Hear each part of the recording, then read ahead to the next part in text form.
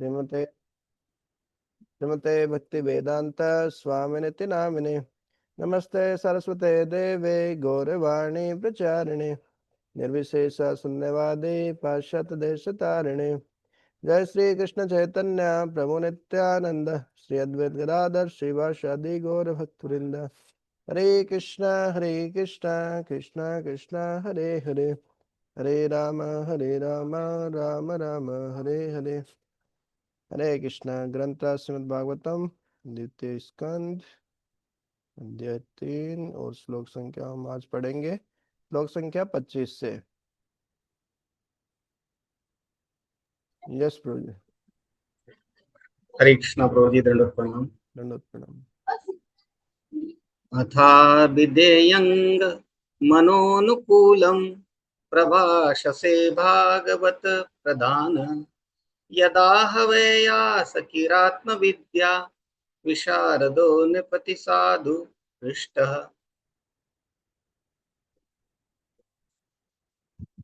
हे सुत गोस्वामी, आपके वचन हमारे मनों को भाने वाले हैं, अतएव कृपा करके आप हमें यह उसी तरह बताएं जिस तरह से दिव्य ज्ञान में अत्यंत कुशल परम भक्त सुखदेव गोस्वामी ने महाराज परीक्षित से पूछे जाने पर उनसे कहा। जो विद्या सुखदेव गोस्वामी जैसे पूर्ववर्ती आचार्य द्वारा प्रदान की जाती है और फिर सुत गोस्वामी जैसे व्यक्ति द्वारा जिसका अनुकरण किया जाता है, वह सदा शक्तिशाली दिव्य विद्या होती है। इसलिए वह अंतर्ग्राही तथा समस्त विनित जिज्ञासुओं के लिए लाभप्रद होती है।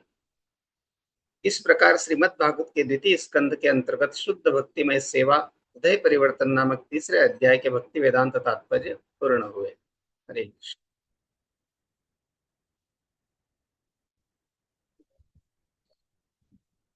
चैप्टर 4 सृष्टि का प्रक्रम। सुत उवाच वेयासकेरीति वचस्तत्व निश्चयमात्मनः उपधार्य मतिं कृष्णे उत्तरेय सतिं व्यधात। सुत गोस्वामी ने कहा, सुखदेव गोस्वामी से आत्मा के सत्य के विषय में बातें सुनकर उत्तरा के पुत्र महाराज परीक्षित ने आस्था पूर्वक अपना ध्यान भगवान कृष्ण में लगा दिया। सतीम जी।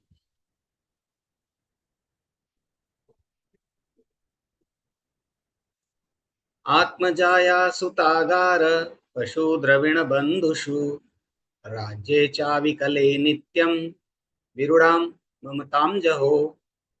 भगवान कृष्ण के प्रति एक निष्ठ आकर्षण के फलस्वरूप महाराज परीक्षित ने अपने निजी शरीर, अपनी पत्नी, अपनी संतान, अपने महल, अपने पशु, हाथी, घोड़े, अपने खजाने, मित्र तथा संबंधी और अपने निष्कंटक राज्य के प्रति प्रगाढ़ ममता त्याग दी। मुक्त होने का अर्थ है देहात्म बुद्धि से स्वतंत्र होना, जो निजी शारीरिक आवरणों तथा शरीर से संबद्ध प्रत्येक वस्तु तथा पत्नी, संतान और अन्य सारी झंझटों के प्रति भ्रामक आसक्ति है। मनुष्य अपने शारीरिक आराम के लिए पत्नी का चयन करता है और इसका परिणाम होता है संतान का जन्म। पत्नी तथा संतान के लिए निवास स्थान की आवश्यकता होती है और इस तरह घर बनाने की आवश्यकता पड़ती है। घोड़े, हाथी, गाय, कुत्ते सब घरेलू पशु हैं और गृहस्थ को गृहस्थी सामान के तौर पर इन सबों को रखना होता है। आधुनिक सभ्यता में घोड़ों तथा हाथियों का स्थान पर्याप्त शक्तिशाली कारों तथा वाहनों ने ले लिया है। गृहस्थी चलाने के लिए मनुष्य को अपनी बैंक पूंजी बढ़ानी पड़ती है और खजाने के विषय में सतर्क रहना होता है। भौतिक संपत्ति के ऐश्वर्य प्रदर्शन के लिए मनुष्य को अपने मित्रों तथा संबंधियों के साथ अच्छे संबंध बनाए रखना होता है और साथ ही साथ अपनी पूर्व स्थिति संभालना होती है। इससे भौतिक आसक्ति की भौतिक सभ्यता कहते हैं। भगवान की भक्ति का अर्थ है समस्त भौतिक आसक्तियों का निषेध, जिनका ऊपर विस्तार से वर्णन हुआ है। भगवान की कृपा से महाराज परीक्षित को सारी भौतिक सुविधाएं तथा अकंटक राज्य प्राप्त था, जिससे वे राजा की अवचिल स्थिति को भोग सकते थे। लेकिन भगवत कृपा से उन्होंने भौतिक आसक्ति से सारे संबंध तोड़ लिए। विशुद्ध भक्त की ऐसी ही स्थिति होती है। भगवान के भक्त तथा उनके प्रति सहज प्रेम होने के कारण महाराज परीक्षित भगवान की ओर से राज्य का काली संभाले थे और उत्तरदायी राजा की भांति वे सतर्क थे कि उनके राज्य में कलयुग का प्रवेश न हो पाए। भगवत भक्त कभी भी अपने घर की वस्तुओं को अपना नहीं मानता, अपितु प्रत्येक वस्तु को वो भगवान की सेवा में समर्पित कर देता है। फलस्वरूप भक्त की देखरेख में जीवों को ईश अनुभूति का अवसर प्राप्त होता है। घरेलू वस्तुओं के प्रति आसक्ति तथा भगवान कृष्ण के प्रति आसक्ति का साथ साथ चल पाना असंभव है। एक आसक्ति अंधकार का मार्ग है तो दूसरी आसक्ति प्रकाश का मार्ग है। जहां प्रकाश होता है वहां अंधकार नहीं रहता और जहां अंधकार है वहां प्रकाश नहीं रहता। किंतु पटु भक्त भगवान के प्रति भक्ति भाव से हर वस्तु को प्रकाश के मार्ग की ओर मोड़ सकता है और इसका श्रेष्ठ उदाहरण पांडव है। महाराज युधिष्ठिर तथा उन्हीं की तरह के सारे गृहस्थ अपनी सारी तथाकथित भौतिक संपत्ति को भगवान की सेवा से जोड़कर हर वस्तु को प्रकाश की ओर मोड़ सकते हैं, किंतु जो प्रशिक्षित नहीं है अथवा हर वस्तु को भगवान की सेवा में नहीं लगा सकता, निर्बंध कृष्ण बंदे, उसे सारे भौतिक संबंधों का परित्याग कर देना चाहिए, तभी वह भगवान की महिमा के श्रवण तथा कीर्तन का पात्र बन सकता है। दूसरे शब्दों में, जिसने महाराज परीक्षित की भांति सुखदेव गोस्वामी जैसे योग्य भक्त से श्रीमद् भागवत का एक दिन भी निष्ठापूर्वक श्रवण किया है, तो भौतिक वस्तुओं के प्रति सारी ममता को छोड़ने में समर्थ होता है। महाराज परीक्षित का अनुकरण मात्र करने और पेशेवर व्यक्ति से श्रीमद् भागवत का 700 वर्षों तक भी श्रवण करने से कोई लाभ नहीं हो सकता। श्रीमद् भागवत को पारिवारिक खर्च चलाने के लिए साधन बनाना भगवान के चरणों पर सबसे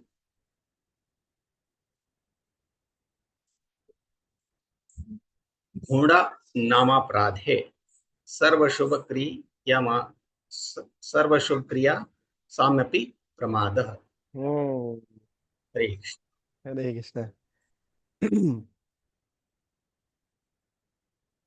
तो परीक्षित महाराज के बारे में जैसे पहले बताया, तो सूत गोस्वामी बताना शुरू किए कि उन्होंने जैसे सुना था, सुखदेव गोस्वामी जी से सुना था जब वो परीक्षित महाराज को सुना रहे थे।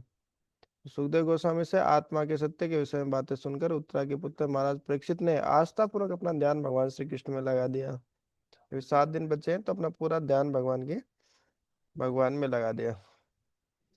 और भगवान में ध्यान लगाने के लिए क्या, दूसरी जगह से ध्यान हटाएंगे तभी तो भगवान में ध्यान लगाएंगे। तो दूसरी जगह जहाँ ध्यान लगा था उनका अपने निजी शरीर, हमारे शरीर के प्रति हमारा बहुत ध्यान रहता है। और लेकिन इसका मतलब ये भी नहीं कि बिल्कुल ध्यान भी नहीं रखे, शरीर एकदम अस्वस्थ हो जाए, बीमार पड़ जाए, लेकिन आसक्ति भी नहीं हो जाए, ये भी एक पॉइंट है। क्या आसक्ति भी नहीं हो शरीर से और शरीर स्वस्थ भी रहे। तो ये बीच का है। युक्ताहार विहार है संयुक्त चेष्टा से कर्म सु, हर चीज में यही है। फिर है अपनी पत्नी, अपने संतान, अपने महल, अपने पशु, हाथी घोड़े, अपने खजाने, सबके प्रति अपनी ममता त्याग दिया, आसक्ति त्याग दी, मतलब वो घर बार सब छोड़ के ही चले गए। तो एक तो सबसे अच्छा तरीका ये होता है कि सबको छोड़ ही दे। तो अपने आप आसक्ति चली जाएगी। लेकिन ये छोड़ना सबके लिए आसान नहीं है। जो भी चीज है उसको हम भगवान की सेवा में लगा सकते हैं। हम्म, तो उन्होंने सबके प्रति ये अपनी ममता त्याग दी। ममता, मेरा भाव, मम, ये है अहम ममेति, ये मेरा है, ये मेरा है।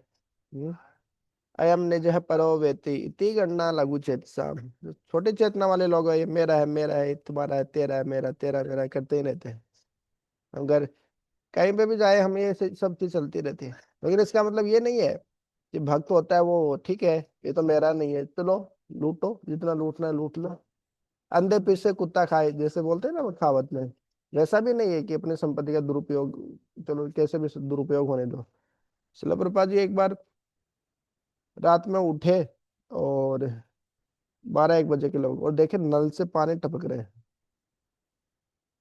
तो जितने भी मैनेजर सो रहे थे, प्रेसिडेंट थे वहां पे, सबको उठा दिया रात में 1 बजे।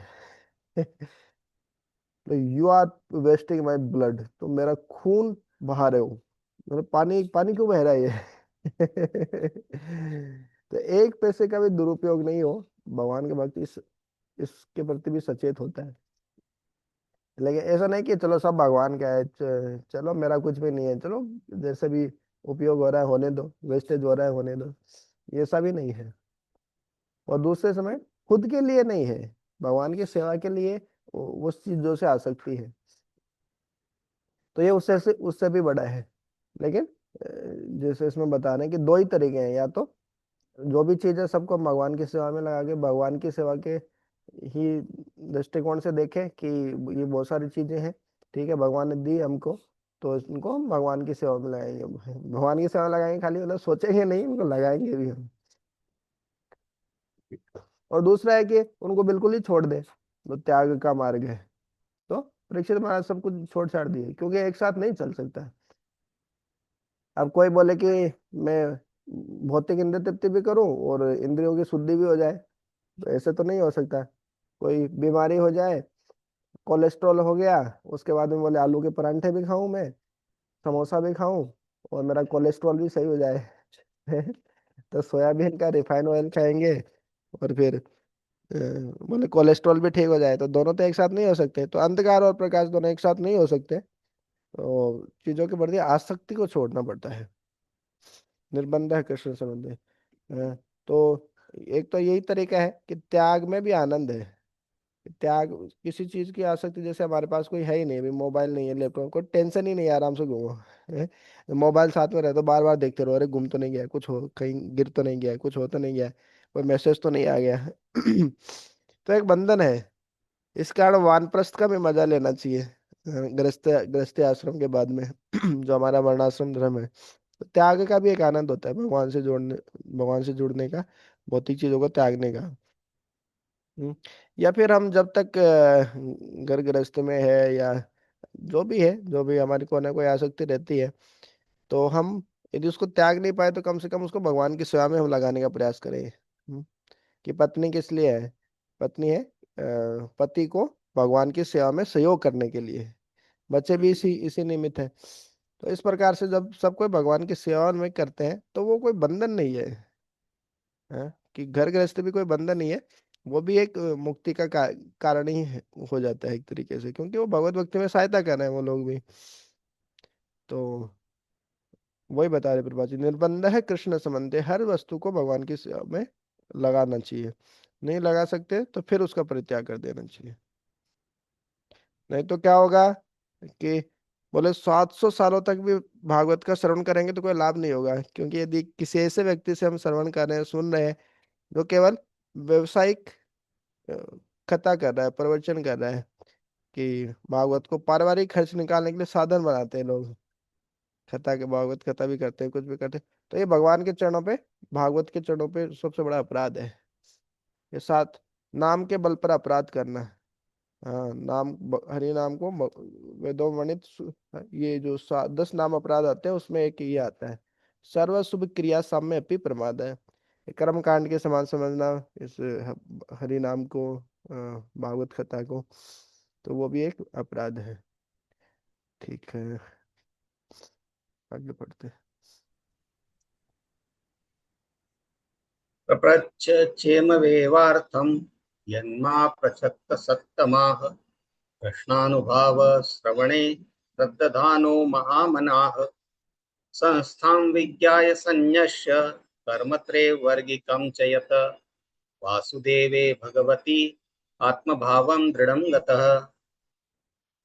हे महर्षियों, महात्मा जान महाराज परीक्षित ने भगवान कृष्ण के विचार में निरंतर लीन रहते हुए अपनी मृत्यु को आसन्न जानकर सारे सकाम कर्म अर्थात धर्म के कार्य, आर्थिक विकास तथा इंद्रिय तृप्ति त्याग दिए और कृष्ण के लिए सहज प्रेम में अपने को दृढ़ता से स्थिर कर लिया। तब उन्होंने इन सारे प्रश्नों को उसी तरह पूछा जिस तरह तुम सब मुझसे पूछ रहे हो। इस संसार में जीवन संघर्ष में रत बद्ध जीवों के लिए सामान्यतया धर्म, आर्थिक विकास तथा इंद्रिय तृप्ति, ये 3 कर्म आकर्षक होते हैं। वेदों में बताए गए ऐसे नियमित कार्यकलाप जीवन की कर्म कांडी धारणा कहलाते हैं, और सामान्य रूप से गृहस्थों से कहा जाता है कि इस जीवन में तथा अगले जीवन में भौतिक संपन्नता भोगने के लिए इन नियमों का पालन करें। अधिकांश लोग ऐसे कार्यकलापों के प्रति आकृष्ट होते हैं, यहाँ तक कि आधुनिक ईश्वरविहीन सभ्यता के कार्यकलापों में भी लोग धार्मिक भावना के बिना ही आर्थिक विकास तथा इंद्रिय तृप्ति के विषय में अधिक चिंतित रहते हैं। महाराज परीक्षित को चक्रवर्ती सम्राट होने के नाते वैदिक कर्मकांडी अनुभाग के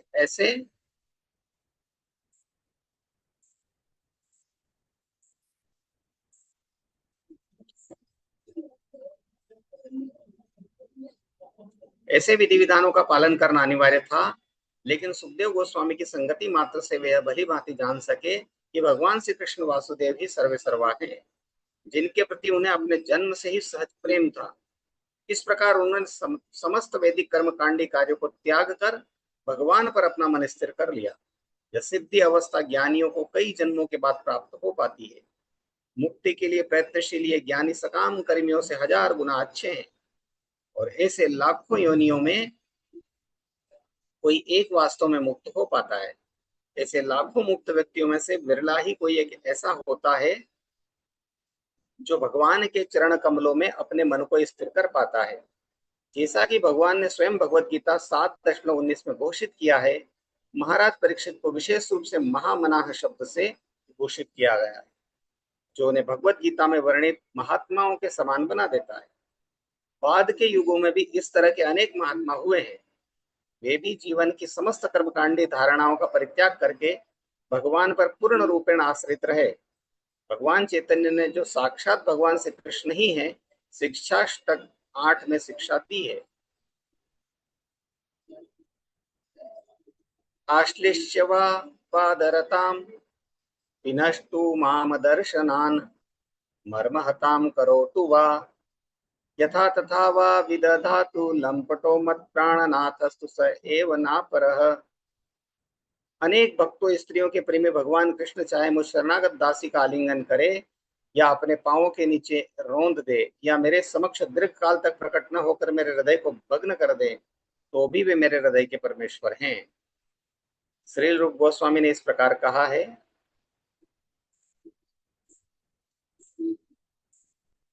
विरचय मयि दंडम दीन बंधो दयामि वा गतिरेन भवतः काचिदन्या समास्ति निपततो शतकोटिर्निर्भरं वा नवाम्भः तदपि किल पयोदः स्तूयते चातकेन। हे दिनों के स्वामी, आप जैसा चाहे मेरे साथ करें, चाहे आप दया दिखाएं या दंड दें, लेकिन इस जगत में आपके अतिरिक्त अन्य कोई नहीं जिसको मैं निहारूं।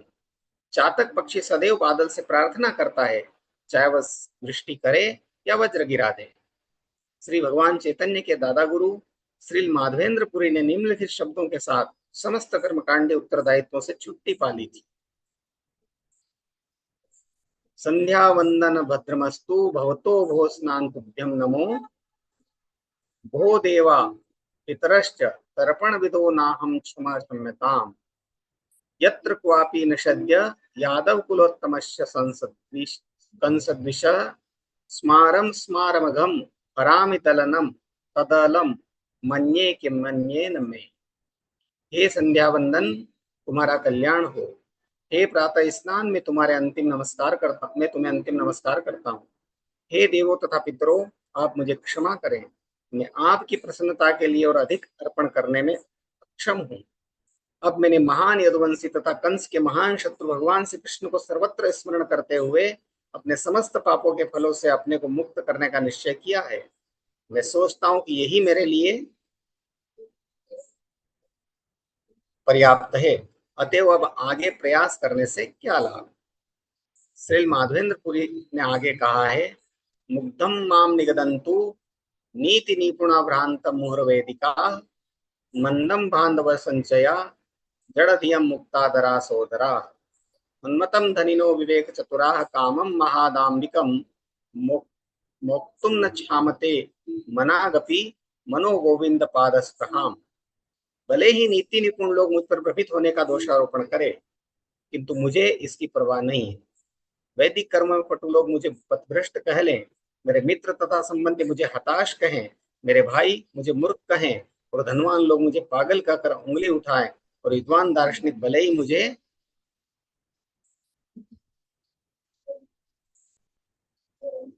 मुझे अतीव दम्भी कहें, तो भी मेरा मन गोविंद के चरण कमलों की सेवा के संकल्प से रंच मात्र भी नहीं हटता, यद्यपि मैं ऐसा कर पाने में असमर्थ हूँ।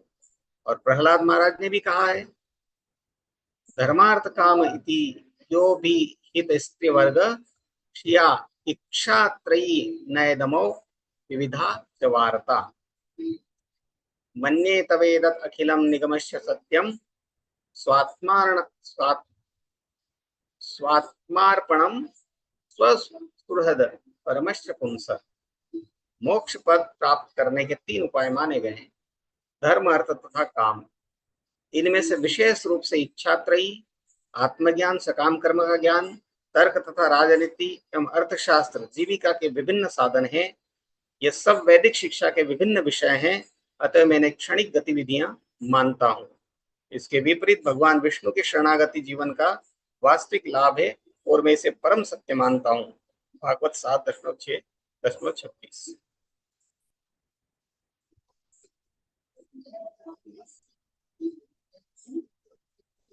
भगवत गीता 2.41 में इस सारे विषय को व्यावसायिका बुद्धि के रूप में या सिद्धि के परम पद के रूप में माना गया है। महान वैष्णव विद्वान भी बलदेव विद्याभूषण ने इसकी परिभाषा भगवत अर्चना रूपे निष्काम कर्म विशुद्ध चित्त के रूप में दी है, अर्थात सकाम कर्म फल से मुक्त होकर भगवान की दिव्य प्रेमा भक्ति को मूल कर्तव्य समझना। अतः महाराज परीक्षित बिल्कुल सही थे जब उन्होंने जीवन की समस्त कर्मकांडी धारणाओं को त्याग कर भगवान के चरण कमलों को दृढ़ता से अपना लिया। हरे कृष्ण। हरे कृष्ण। तो प्रभुपाद जी इतना लंबा तात्पर्य इसलिए दे रहे हैं क्योंकि बहुत बार भक्तों से भी सामान्यतः पूछते हैं लोग, अरे वो अ, पितरों के तर्पण तर्पण के लिए आपने वो कर्मकांड नहीं करवाए, आपने वो तर्पण नहीं किया, आपने ये नहीं किया, आपने वो नहीं किया। बहुत सारे कर्मकांड होते हैं वास्तव में तुम्हें। और कर्मकांडी जो वैदिक कर्मकांडी का जो पालन करते हैं, कर्मकांड का पालन करते हैं, हम तो ऐसे ही बोलते हैं अरे ये तो कर्मकांडी है। लेकिन जो कर्मकांड करते हैं वो बोलते हैं कर्मकांड नहीं किया आप लोगों ने, कर्मकांड हम कर्मकांडी है कर्मकांडी ब्राह्मण है। तो कई बार इस प्रकार से आरोप प्रत्यारोप करते हैं वो। लेकिन भक्तों के पास इतना समय कहाँ है कि वो कर्मकांड ये सब कुछ चीजें करें। 16 माला जप करना, भगवान के विग्रहों की सेवा करना, 4 नियम पालन करना, कुकिंग करना, इतना सब कुछ व्यक्ति करेगा तो फिर समय ही कहाँ बचा है। इसी कारण जो यहाँ परीक्षित महाराज हैं वो भी कर्मकांड के चक्कर में नहीं फंस रहे हैं। वो बोले, कृष्ण ही तो सर्वे सर्वा, उनकी प्रसन्नता के लिए कार्य करना, भक्ति करना, उसी से तो सब हो जाएगा। और जो चैतन्य महाप्रभु के गुरु ईश्वरपुरी, उनके गुरु माधवेंद्रपुरी, वो भी यही प्रार्थना कर रहे हैं कि हे संध्या वंदन, हे प्रातः स्नान, और हे पितरों के लिए तर्पण, ये सब है ना, आप सभी को मेरा प्रणाम। आप सबके लिए सब कर्मकांड में नहीं कर पाऊंगा। क्यों? क्योंकि मैं तो अभी जो भगवान श्री कृष्ण उनका सर्वत्र स्मरण करते हुए अपने समस्त पापों के फलों को मुक्त करने का निश्चय कर लिया है। भगवान का ही सतत कीर्तन करे, स्मरण कर रहे हैं, तो बाकी वो जो कर्मकांड है वो भी करने का समय नहीं है वास्तव में। और इस कारण यही मेरे लिए पर्याप्त है, शास्त्र सम्मत है कि भगवान का सतत चिंतन करना, भगवत भक्ति करना, वो ही पर्याप्त है वास्तव में। और कुछ करने की जरूरत नहीं है। वैदिक कर्मकांड जो इंद्र तृप्ति में लगे रहते हैं, हाँ, या फिर जैसे यहाँ पे परीक्षित महाराज के लिए भी जरूरी था क्योंकि वही राजा थे, चक्रवर्ती सम्राट थे। राजा इंद्र तृप्ति में ही लगे रहते हैं, गृहस्थ थे। लेकिन तो उनके लिए जरूरी होता है, लेकिन भगवत भक्ति कर रहे तो फिर वो जरूरी नहीं है।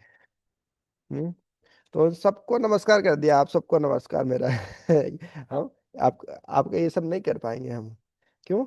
भैया भगवत भक्ति में कोई लग गए, हम कोई ऊंचा लक्ष्य में लग गए तो छोटा कार्य छोड़ना पड़ता है कई बार। जैसे कोई हमको 10 लाख की नौकरी लग जाए कि 1 महीने की सैलरी 10 लाख मिलेगा, और अभी हमको जो नौकरी कर रहे हैं उसमें 10,000 रुपये भी नहीं मिलते तो क्या समस्या, छोड़ देंगे ना उसको, 10,000 रुपये वाले को बड़ी नौकरी पकड़ लेंगे। 10,000 में कोई दूसरा व्यक्ति आके कर लेगा हमारी जगह। तो ऐसे ही भगवत भक्ति 10 लाख रुपए जैसी, या 10 लाख रुपए बोलना भी कम ही है, वो अपमान ही है भगवत भक्ति का समझने के लिए। तो इस प्रकार सबको नमस्कार कर दिए। ये चैतन्य महाप्रभु के शिक्षा शिक्षा अष्टकम का श्लोक है कि भगवान भक्त है वो भगवान को छोड़ के कभी नहीं जा सकते। जैसे हम कल कुत्ते की बात कर रहे थे, अपने स्वामी को छोड़ के नहीं जा सकते। तो ये लास्ट श्लोक है शिक्षा अष्टकम का। वास्तव में जो गोपियों का जो भाव है, चैतन्य महाप्रभु से पहले जो राधा रानी की के भाव में जो भक्ति करना है, गोपियों के भाव में जो भक्ति करना है, ये पहले नहीं था। 500 साल पहले जब चैतन्य महाप्रभु आए, जो वृंदावन का जीर्णोद्धार हुआ, सप्त देवालय बने, जो सठ गोस्वामी है उन्होंने ये सब शुरू किया। तो ये गोपियों का भाव है, देखिए। आश्लेष सेवा पादरताम पे नष्टु माम। आप हमको आलिंगन करे, या हमको पाँव के नीचे रोन दे, हम्म, या फिर हमको दर्शन दे ही नहीं, मन बताम करो तो वाह दीर्घ काल तक प्रकट न होकर मेरे देह को भंगन कर दे, तो भी आप मेरे ही परमेश्वर हैं। और देखिए भगवान श्री कृष्ण को कैसे संबोधित करें, लंपट। किसी व्यक्ति को लंपट कब बोला जाता है? वो व्यभिचारी टाइप का हो, वो बहुत सारे स्त्रियों के साथ संग करता हो। तो भगवान को लंपट बोलने कौन बोल सकता है? कोई भगवान का कोई निजी पार्षद है वही बोल सकता है, हमको तो अधिकार नहीं इस प्रकार से बोलने का। तो ये राधा रानी के भगवान मनोभाव में भगवान खुद है, इस कारण इस प्रकार से संबोधित कर रहे हैं। और जो विरह में जो विरह भाव में जो भगवान के प्रति भक्ति है गोपियों की, जो कि सर्वोत्कृष्ट है माधुर्य रस में, उसमें वो भक्ति हमको प्रदान की है। हम्म। साधना लेकिन हमको करना साधना भक्ति है, सहजिया भाव में नहीं, गोपी भाव में ऐसे सीधे जाके नक्कल करें हम, ऐसा नहीं। तो चैतन्य महाप्रभु जो हमको दिए उस उसी भाव में। तो आज इतना ही पढ़ते भागवतम, और श्रीधर प्रभु जी से कुछ राम कथा सुनते हैं। हरे कृष्णा। दंडवत प्रणाम प्रभु जी। धन्यवाद सभी प्रणाम भक्तों प्रभु। को दंडवत प्रणाम। मैं अभी फ्री हुआ हूँ, बस ठाकुर जी को प्रसाद पवा कर भोग लगाकर दोनों काम चल रहा था। कुछ थोड़ी बहुत पल्ले पड़ रही थी, कुछ भगवान की तरफ ध्यान था। क्या सुनाए प्रभु जी। प्रभु जी 8 बजे तक का समय है, तो 6-7 मिनट में कुछ हो भी जाए, कोई प्रसंग हम्म। कंप्लीट भी हो जाए, और राम राम जी की स्तुति भी हो जाए। करता हूँ प्रयास आपकी कृपा से। भगवान का जब अयोध्या में आ गए भगवान, तो फिर धोबी की कथा सुना देता हूँ, थोड़ी सी धोबी के बाद की, है ना, 60 टिकट में सुना देता हूँ। जब लक्ष्मण जी माता जब त्याग कर दिया धोबी के कारण, भगवान मर्यादा पुरुषोत्तम आदर्श पुरुष थे, इसलिए उन्होंने धर्म का पालन करते हुए, प्रजा को देखते हुए, प्रजा के हित के लिए मतलब इतना बलिदान दिया कि माता का परित्याग कर दिया। तो लक्ष्मण जी को ड्यूटी सौंपी ले जाने की, लक्ष्मण जी छोड़ने गए उनको।